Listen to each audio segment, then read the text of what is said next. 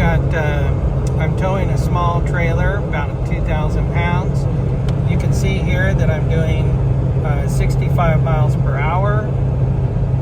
We're at operating temperature. There are no check engine lights. Head over here to vehicle info. Coolant is at 210 within spec. Not sure if you can see that. We're at 66 psi on the oil, and we're at 170 on the transmission temp. And so I go to press on the accelerator, and we're retarded to 4,000 RPM again. No power until we're under 4,000, and then it's stuck.